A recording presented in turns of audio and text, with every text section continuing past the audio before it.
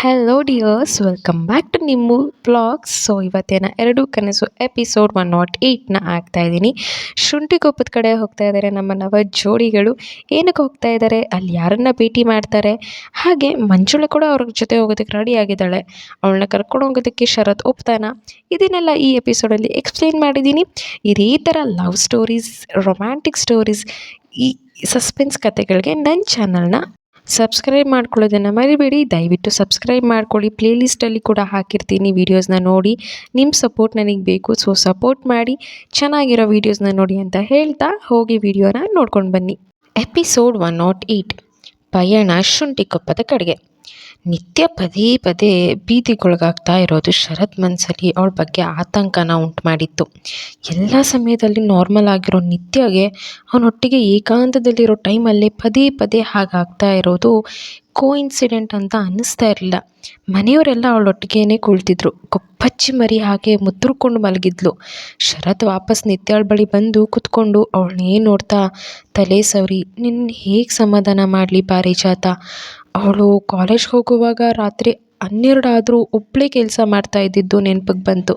ಅಷ್ಟು ಧೈರ್ಯಶಾಲಿಯಾಗಿದ್ದ ನೀನು after all ಮಗು ಆಟ ಆಡೋ ಮಾಸ್ಕ್ ನೋಡಿ ಹೆದರ್ಕೋತಾ ಇದೆಯಾ ಅಂತ ವ್ಯಥೆ ಪಡ್ತಾ ಇದ್ದ ಚಂದ್ರಶೇಖರ್. ಶರತ್, ನೀನೀಗ ಈ ಟೈಮ್ನಲ್ಲಿ ಧೈರ್ಯ ಕೆಡಬಾರ್ದು. ವಾತಾವರಣ ಚೇಂಜ್ ಆದರೆ ಸಮಾಧಾನ ಆಗ್ತಾಳೆ. ಅವಳನ್ನ ಸ್ವಲ್ಪ ದಿನ ಎಲ್ಲಾದರೂ ಕರ್ಕೊಂಡು ಹೋಗ್ಬಿಡ್ಬಾ ಅಂದರು.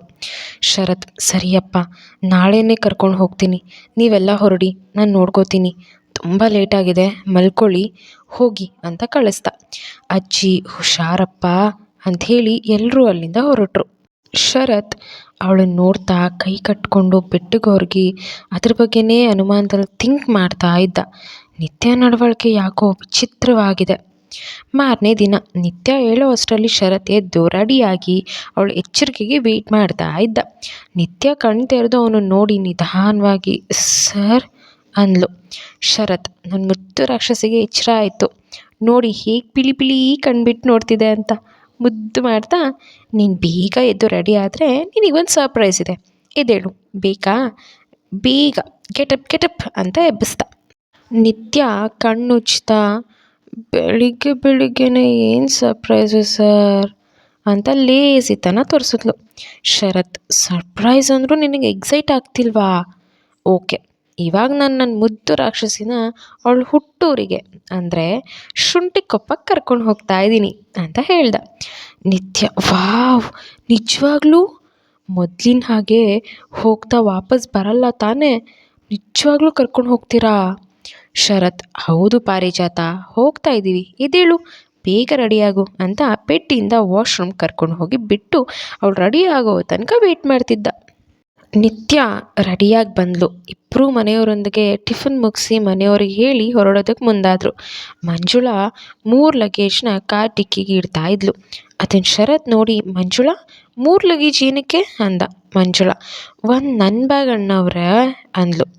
ಶರತ್, ವಾಟ್, ನಿಮ್ಮದು? ನಿಮ್ಮ ಬ್ಯಾಗ್ ಏನಕ್ಕೆ ಅಂದ.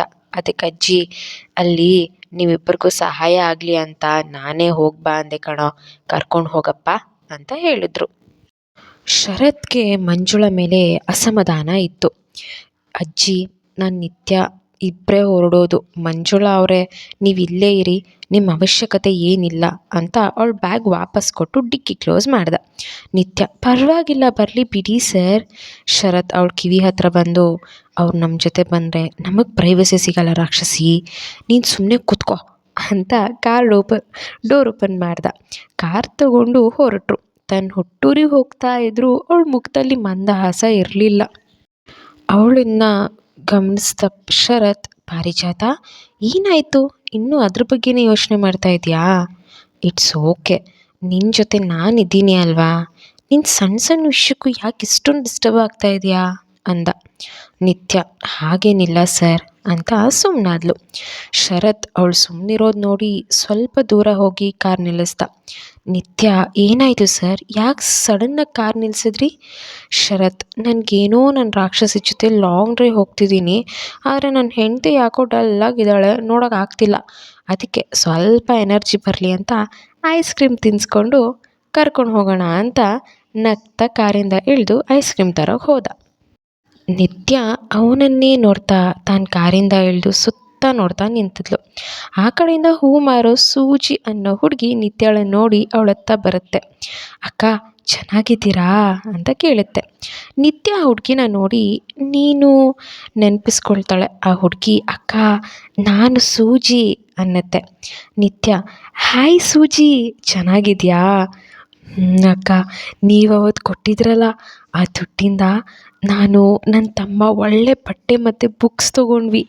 ತುಂಬ ಥ್ಯಾಂಕ್ಸ್ ಅಕ್ಕ. ಅಷ್ಟರಲ್ಲಿ ಶರತ್ ಐಸ್ ಕ್ರೀಮ್ ತೊಗೊಂಡು ಬರ್ತಾನೆ. ಆ ಹುಡುಗಿ ಅವರನ್ನು ನೋಡಿ ನಿತ್ಯಾಕ ನಿಮ್ಮಿಬ್ಬರ ಮದುವೆ ಆಗೋಯ್ತಾ? ನಿಮ್ಮಿಬ್ಬರ ಜೋಡಿ ತುಂಬ ಚೆನ್ನಾಗಿದೆ ಅಂತ ಹೇಳ್ತು. ಶರತ್ ಥ್ಯಾಂಕ್ ಯು ಪುಟ್ಟ, ತಗೋ ಐಸ್ ಕ್ರೀಮ್ ತಿನ್ನು ಅಂತ ಕೊಟ್ಟ. ಸೂಜಿ ನನಗೆ ಬೇಡ ಅಂಕಲ್. ಸರಿ ಅಕ್ಕ ನನಗೆ ಟೈಮ್ ಆಗ್ತಿದೆ, ನಾನಿನ್ನು ಬರ್ತೀನಿ ಅಂತ ಹೋಗ್ತಾಯಿತ್ತು. ಶರತ್ ಇವತ್ತು ನಿಮ್ಮ ಅಕ್ಕನಿಗೆ ಹೂ ಕೊಡಲ್ವಾ ಅಂತ ಕೇಳ್ದ. ಅಯ್ಯೋ ನನಗೆ ಮರ್ತೇ ಹೋಯಿತು, ತಗೊಳ್ಳಿ ಅಕ್ಕ, ಇವತ್ತು ನನಗೆ ದುಡ್ಡು ಬೇಡ. ಇವತ್ತು ಎಲ್ರಿಗೂ ದುಡ್ಡು ತೊಗೊಳ್ದೆ ಹೂವು ಕೊಡ್ತಾಯಿದ್ದೀನಿ. ಯಾಕೆ ಅಂದರೆ ಇವತ್ತು ನನ್ನ ತಮ್ಮನ ಹುಟ್ಟಿದಬ್ಬ, ಅದಕ್ಕೆ ಮನೆಗೆ ಬೇಗ ಹೋಗ್ತಿದ್ದೆ ಅಂತ ಹೇಳ್ತು. ನಿತ್ಯ ಹೂವು ತೊಗೊಂಡು 2000 ರೂಪೀಸ್ ಆ ಹುಡುಗಿ ಕೈಗೆ ಕೊಟ್ಟಳು.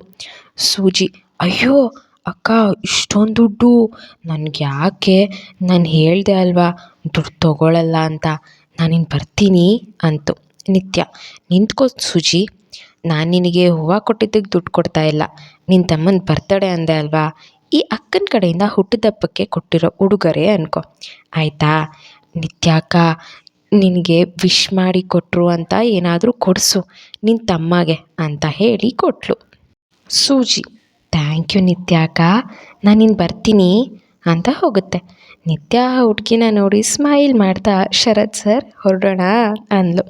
ಶರತ್ ಮಿಸ್ ಶರತ್ ಹಿಡ್ಕೊ ಅಂತ ಅವಳ ಕೈಯಲ್ಲಿದ್ದ ಹೂವು ತೊಗೊಂಡು ತನ್ನ ಕೈಯಲ್ಲಿದ್ದ ಐಸ್ ಕ್ರೀಮ್ನ ಅವಳ ಕೈಯಲ್ಲಿಟ್ಟು, ಈ ಹೂವು ನನ್ನ ಪಾರಿಜಾತ ಹೊಳಪನ್ನು ಹೆಚ್ಚಿಸೋಕೆ ಕಾಯ್ತಾ ಇದೆ.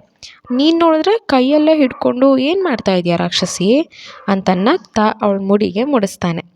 ಸೈಡ್ ಹೂವನ್ನ ಮುಂದೆ ಬಿಟ್ಟು ಅವಳನ್ನು ತನ್ನತ್ತ ತಿರುಗಿಸಿ, ಈಗ ನೋಡು ಈ ಹೂವಿಗೆ ಒಂದು ಮೆರುಗು ಬಂದಿದೆ ಅಂದ. ನಿತ್ಯ ಸಾಕು ಹೋಗ್ಲಿದ್ದು, ನಡೀರಿ ಹೋಗೋಣ ಅಂತ ಹೊರಟರು. ಅಂತೂ ಇಂತೂ ಶುಂಠಿಕೊಪ್ಪಗೆ ಬಂದು ತಲುಪಿದ್ರು. ಕಾರು ಟೀ ಎಸ್ಟೇಟ್ ಕಡೆ ಸಾಗ್ತಿದ್ದಂತೆ ನಿತ್ಯಾಗೆ ತನ್ನಪ್ಪ ಅಮ್ಮನೊಟ್ಟಿಗಿದ್ದ ಆದ ಆಕ್ಸಿಡೆಂಟ್ ಕಣ್ಮುಂದೆ ಬಂತು. ಆ ಪ್ಲೇಸ್ನೇ ನೋಡ್ತಾ ಹೋಗ್ತಿದ್ಲು. ಕಾರ್ ಸ್ವಲ್ಪ ದೂರ ಮುಂದೆ ಹೋಗಿ ಟೀ ಎಸ್ಟೇಟ್ ಒಳಗಡೆ ಸಾಗ್ತಿದ್ದಂತೆ ನಿತ್ಯ ತನ್ನ ಬಾಲ್ಯದ ದಿನಗಳನ್ನ ಮೆಲುಕು ಹಾಕ್ತಾ ಸತ್ಯಾಳ ಜೊತೆ ಓಡಾಡಿದ ಕ್ಷಣಗಳನ್ನೆಲ್ಲ ನೆನೆಸ್ಕೊಂಡು ಮೌನದಲ್ಲಿ ಜಾರಿದ್ಲು. ಶರತ್ ನಿತ್ಯ ವಾಟ್ ಹ್ಯಾಪೆಂಡ್? ಇನ್ನೂ ನಿನ್ನ ಸೈಲೆನ್ಸ್ ಕ್ಲಿಯರ್ ಆಗಿಲ್ವಾ? Be happy. ನನಗೆ ನನ್ನ ಹೆಂಡತಿ ಜೊತೆ ಹೀಗೆ ಔಟ್ ಆಫ್ ಸ್ಟೇಷನ್ ಬಂದಿರೋದ್ರಿಂದ ಹನಿಮೂನ್ ಫೀಲ್ ಆಗ್ತಿದೆ. ನೀನು ಒಳ್ಳೆ ಗುಮ್ಮನ ಹಾಗೆ ಕೂತಿದ್ಯಾ ಅಂತ ರೇಗಿಸ್ದ. ನಿತ್ಯ ಅವನ್ನೇ ನೋಡ್ತಾ ಬಿಟ್ಟರೆ ಅದನ್ನು ಮುಗಿಸ್ತೀರ ಬಿಡಿ ಅಂತ ನಕ್ಳು. ಎಲ್ಲಿ ಮುಟ್ಟೋ ಅಷ್ಟರಲ್ಲಿ ಏನಾದರೂ ಆಗ್ತಾ ಇರುತ್ತಲ್ಲ ಅಂತ ಅಂದ. ಸೈಲೆಂಟಾಗಿ ನೋಡಿ ನಿಮಗೂ ಹೀಗೆ ಅನ್ನಿಸ್ತಾ ಇದೆ ಸರ್, ಪದೇ ಪದೇ ಅದೇ ಸಮಯಕ್ಕೆ ಯಾಕಾಗುತ್ತೆ ಅಂತ. ಶರತ್ ಮನಸ್ಸಲ್ಲಿ ಅಂದರೆ ಪಾರಿಜಾತ ಅದನ್ನು ಮನಸ್ಸಿಗೆ ತೊಗೊಂಡಿದ್ದಾಳೆ. ಈಗ ನಾನು ಅದನ್ನೇ ಹೇಳಿದ್ರೆ ಇನ್ನಷ್ಟು ಡಿಸ್ಟರ್ಬ್ ಆಗ್ಬೋದು ಅಂದ್ಕೊಂಡು ನಾನು ಹೇಳಿದ ಹಾಗಲ್ಲ, ನಮ್ಮಿಬ್ಬರು ಹನಿಮೂನ್ ಶುಂಠಿಕೊಪ್ಪದಲ್ಲಿ ಆಗಬೇಕೇನೋ ಅಂತ ಅಮ್ಮ ಅದು ಬದಲಿಸಿ ನಾವಿಬ್ಬರು ಯಾಕೆ ಶುಂಠಿಕೊಪ್ಪದಲ್ಲಿ ಸಂಸಾರ ಮಾಡಬಾರ್ದು ನಿತ್ಯ ಅಂತಾನೆ. ನಿತ್ಯ ಸ್ಮೈಲ್ ಮಾಡ್ತಾ ಅವನ ಕೆನ್ನೆಗಿಲ್ಲಿ, ಸಾಹೇಬರು ಈ ಪ್ಲ್ಯಾನ್ ಬೇರೆ ಮಾಡಿದ್ದೀರಾ? ಆಯಿತು, ಮುಂದೆ ನೋಡ್ಕೊಂಡು ಕಾರ್ ಡ್ರೈವ್ ಮಾಡಿ ಸರ್. ಇಲ್ಲಿಂದ ಅರ್ಧ ಕಿಲೋಮೀಟರ್ ಹೋಗಿ ರೈಟಿಗೆ ತಗೊಳ್ಳಿ ಅಂದ್ಲು. ಶರತ್ ಆಯಿತು ಮಹಾರಾಣಿಯವರೇ, ನಿಮ್ಮ ಸೇವೆಗೆ ನಾವು ಸದಾ ಸಿದ್ಧ ಅಂತ ಹೇಳ್ತಾ ಡ್ರೈವ್ ಮಾಡ್ತಾನೆ. ನಿತ್ಯ ನಗ್ತಾ ಸರ್ ಸಾಕು ನಿಮ್ಮ ತುಂಟಾಟ, ನಡೀರಿ ಸರ್. ಅಷ್ಟರಲ್ಲಿ ಕಾರ್ ಸ್ಟಾಪ್ ಆಯಿತು. ಏನಾಯಿತು ಸರ್ ಅಂದ್ಲು. ಶರತ್ ನೋಡ್ತೀನಿರು ಅಂತ ಕಾರಿಂದ ಇಳಿದು ನೋಡ್ತಾನೆ. ಓ ಶಿಟ್ ಅಂತ ತಲೆ ಮೇಲೆ ಕೈ ಇಟ್ಟು ಆ ಕಡೆ ಈ ಕಡೆ ನೋಡ್ದ. ನಿತ್ಯ ಏನಾಯಿತು ಸರ್ ಅಂದ್ಲು. ಶರತ್ ಲಾಂಗ್ ಜರ್ನಿ ಅಲ್ವಾ, ರೇಡಿಯೇಟರ್ ಬ್ಲಾಕ್ ಆಗಿದೆ. ನಿತ್ಯ ಕಾರ್ನಿಂದ ಇಳಿದು ಇವಾಗ ಏನು ಮಾಡೋದು ಸರ್ ಅಂದ್ಲು. ಶರತ್ ಇಲ್ಲೆಲ್ಲಾದರೂ ನೀರು ಸಿಗುತ್ತಾ ನೋಡ್ತೀನಿರು ಆದರೆ ನೀನು ಕಾರ್ ಬಿಟ್ಟು ಎಲ್ಲೂ ಹೋಗ್ಬೇಡ ಅಂತ ಹೇಳಿ ಹೋದ. ಅಷ್ಟು ದೂರ ಮುಂದೆ ಹೋಗಿ ನೋಡಿದ್ರು ಎಲ್ಲಿಂದ ಎಲ್ಲಿಗೂ ಬರೀ ಖಾಲಿ ಎಸ್ಟೇಟ್ ಕಾಣಿಸ್ತಾ ಇತ್ತು ಹೊರತು ಯಾರ ಸುಳಿವೇ ಇರಲಿಲ್ಲ. ಇನ್ನಷ್ಟು ದೂರ ಹೋಗಿ ನೋಡ್ದ. ಅಲ್ಲೊಬ್ಬ ರಸ್ತೆ ಬದಿಯಲ್ಲಿ ಜೀಪ್ ನಿಲ್ಲಿಸ್ಕೊಂಡು ದಮ್ ಬಿಡ್ತಾ ನಿಂತಿದ್ದ. ಶರತ್ ಅವನನ್ನು ನೋಡಿ, ಎಕ್ಸ್ಕ್ಯೂಸ್ ಮೀ ಸರ್, ನಮ್ಮ ಕಾರ್ ರೇಡಿಯೇಟರ್ ಬ್ಲಾಕ್ ಆಗಿದೆ, ಸೊ ಸ್ವಲ್ಪ ನೀರು ಬೇಕಿತ್ತು, if you don't mind some water ಸಿಗ್ಬೋದಾ ಅಂತ ಕೇಳ್ದ. ಆ ವ್ಯಕ್ತಿ ಶರತ್ನ ನೋಡಿ ದಮ್ ಬಿಡ್ತಾ ಹೋಗೇನ ಅವ್ನ ಮುಖಕ್ಕೆ ಬಿಡ್ತಾ, ನೀರ, 1 ನಿಮಿಷ ಇರಿ ಬಂದೆ ಅಂತ ಜೀಪ್ ಹತ್ರ ಹೋಗಿ ವಾಟರ್ ಬಾಟಲ್ ತಂದು ಕೊಟ್ಟು, ಇಷ್ಟು ಸಾಕಾ ಅಂದ. ಅವ್ನ ವಿಚಿತ್ರ ನಡವಳಿಕೆ ಶರತ್ಗೆ ಕಿರಿಕಿರಿಯನ್ನುಂಟು ಮಾಡ್ತು. ಸದ್ಯ ಅಷ್ಟಾದರೂ ಕೊಟ್ನಲ್ಲ ಅಂದ್ಕೊಂಡು ಇಟ್ಸ್ ಓಕೆ ಥ್ಯಾಂಕ್ಸ್ ಅಂತ ಹೋಗ್ತಾ ಇದ್ದ. ಆ ವ್ಯಕ್ತಿ, ಹಲೋ ಸಾಹೇಬ್ರೆ, ನೀವ್ಯಾರು, ಇಲ್ಲಿಗಾಗಿ ಬಂದಿದ್ದೀರಾ ಅಂತ ಕೇಳ್ದ. ಶರತ್ ಅವನನ್ನೇ ಗುರಾಯಿಸಿ ಏನು ಮಾತಾಡದೆ ಅಲ್ಲಿಂದ ವಾಪಸ್ ಹೋಗ್ತಾ, ಆ ಕಡೆಯಿಂದ ಬರ್ತಾ ಇದ್ದ ಒಬ್ಳು ಹೆಂಗಸಿಗೆ ಡಿಕ್ಕಿ ಹೊಡೆದು, ಓಹೋ ಶಿಟ್, ಸಾರಿ ಮೇಡಮ್ ಅಂತ ಅವಳು ನೋಡಿ ಹಾಗೆ ನಿಂತುಬಿಟ್ಟ. ಶರತ್ಗೆ ಮಂಜುಳ ಮೇಲೆ ಡೌಟ್ ಬಂದಾಗೆ ನಿಮಗೂ ಸಹ ಮಂಜುಳ ಮೇಲೆ ಡೌಟ್ ಬರ್ತಾ ಇದೆಯಾ? ಆ ಥರ ಡೌಟ್ ಇದ್ದರೆ ಕಮೆಂಟ್ ಬಾಕ್ಸಲ್ಲಿ ತಿಳಿಸಿ. ಹಾಗೆ ಈ ಡಿಕ್ಕಿ ಹೊಡೆದಂತಹ ಆ ವ್ಯಕ್ತಿ ಯಾರು, ಆ ಜೀಪಲ್ಲಿ ನಿಂತಿದ್ದ ವ್ಯಕ್ತಿ ಯಾರು, ಇದಕ್ಕೂ ನಿತ್ಯ ಇಲ್ಲಿ ಬಂದಿರೋದಕ್ಕೂ ಏನಾದರೂ ಅಪಾಯ ಆಗುತ್ತಾ? ಇದನ್ನೆಲ್ಲ ನೆಕ್ಸ್ಟ್ ಎಪಿಸೋಡಲ್ಲಿ ತಿಳ್ಕೊಳ್ಳೋಣ. ಅಲ್ಲಿ ತನಕ ನೋಡ್ತಾ ಇರಿ ನಿಮ್ಮ ವ್ಲಾಗ್ಸ್ ಅಂತ ಹೇಳ್ತಾ ನನ್ನ ಚಾನಲ್ನ ಸಬ್ಸ್ಕ್ರೈಬ್ ಮಾಡ್ಕೊಳ್ಳೋದನ್ನು ಮರಿಬೇಡಿ. ಇದೇ ಥರ ಇಂಟ್ರೆಸ್ಟಿಂಗ್ ಚಾನಲ್ಗೆ ಸಬ್ಸ್ಕ್ರೈಬ್ ಮಾಡಿಕೊಂಡು ವೀಡಿಯೋಸ್ನ ನೋಡಿ, ನೋಟಿಫಿಕೇಷನ್ ಬರುತ್ತೆ, ಸೊ ಆನ್ ಮಾಡಿಕೊಂಡು ವೀಡಿಯೋಸ್ನ ನೋಡಿ.